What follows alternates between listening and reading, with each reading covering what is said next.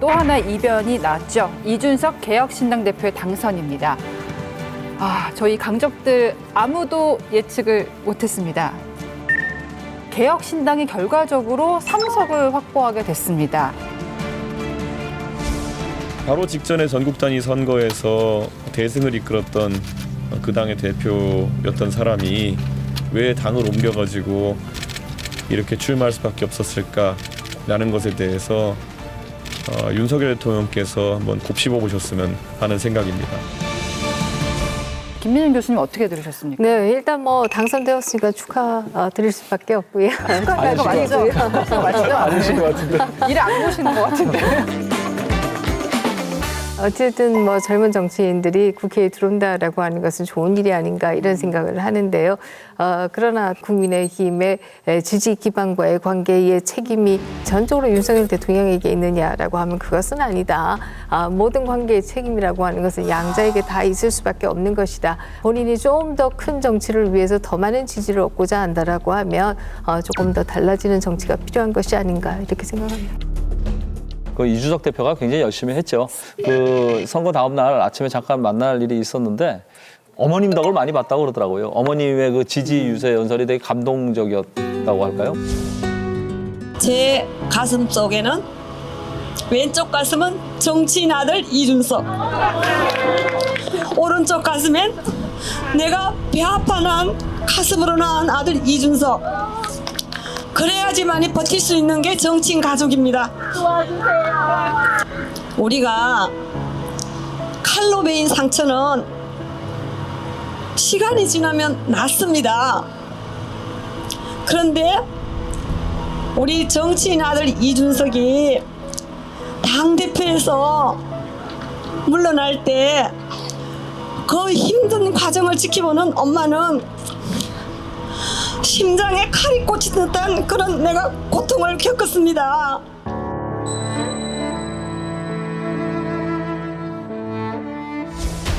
그리고 3자 토론을 한번 했어요. 공영훈 후보하고 한정민 후보하고 이준석 대표가. 공영훈 후보가 제대로 대응을 못했어요. 그런 게 그 영상이 그 짤로 지역에 돌면서 그 유권자들이 대부분 젊은 분들이거든요, 거기가. 그러니까 그런 부분이 많이 영향을 미쳤다고 그렇게 말씀하시더라고요.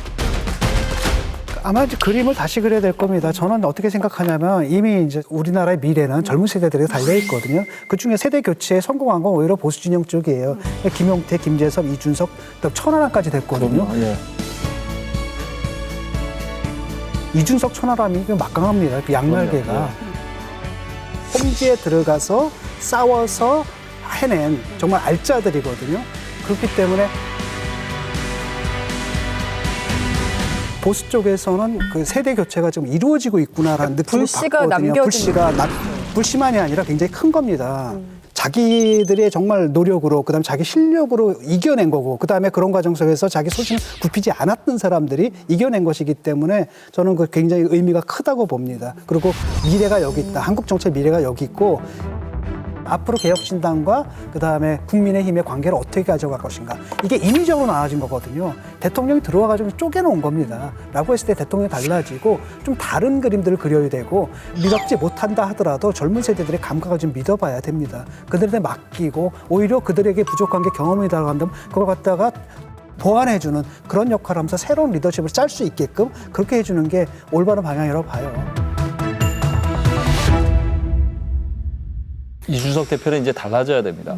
지금 4번 도전하면 끝에 이번에 이제 국회에 등원하게 됐는데 지금까지는 정치와 평론을 함께하고 항상 적을 만들어 놓고 게임하듯이 갈라치기 정치를 해왔잖아요. 이번에 와서는 정말 국회에서 좀 성숙한 모습을 보여야 됩니다. 예를 들면 이런 거죠. 자, 본인의 정치 인생의 큰 실책 중에 하나가 새로운 미래 할 때 그 이낙연 대표가 손을 잡았다는 거잖아요. 그게 보수인지 진보인지 그 정체성이 의심스러웠잖아요. 조국 혁신당에서 한동훈 특검법, 김건희 여사 특검법 낼 겁니다. 그러면 본인의 정체성을 명확하게 지켜야 돼요. 이 특검법이 개혁신당과 이준석 대표가 보수인지 진보인지를 가를 하나의 그 리트머스 시험지가 될 겁니다. 사적 감정과는 별도로 그렇죠. 움직여야 된다. 예, 정치적 판단을 잘 하셔야 됩니다. 단순한 윤석열 대통령 스토커 이미지를 벗어나야 됩니다. 제가 그 이준석 대표가 이낙연 대표하고 합당하기 전에 한번 의견을 이준석 대표하고 나눌 기회가 있었어요. 있어요? 예, 있었는데 저는 이준석 대표에게 이 얘기를 했었습니다. 정치 집단이 사람을 모으는 게 크게 두 가지 방법이 있습니다. 하나는 대유라해서 수레를 크게 해서 이 사람 저 사람 다 태우고 가는 방법이 있고요. 하나가 동인이라 해서 소수의 뜻이 맞는 결사대로 쫙 밀고 나가는 이 두 가지 방법이 있는데 저는 이준석 대표한테는 소수 결사대 동인 방식을 권했어요.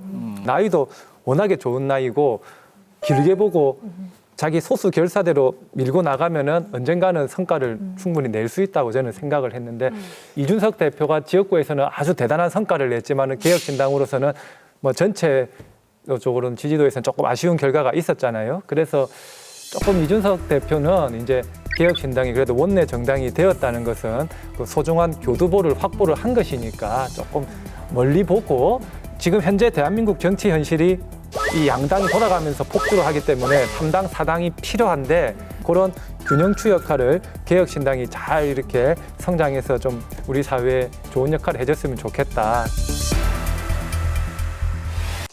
여러분, 여기를 눌러서 구독을 해주시면 강적들 컨텐츠를 빠르게 만나보실 수가 있습니다. 알람 설정도 잊지 말아주세요.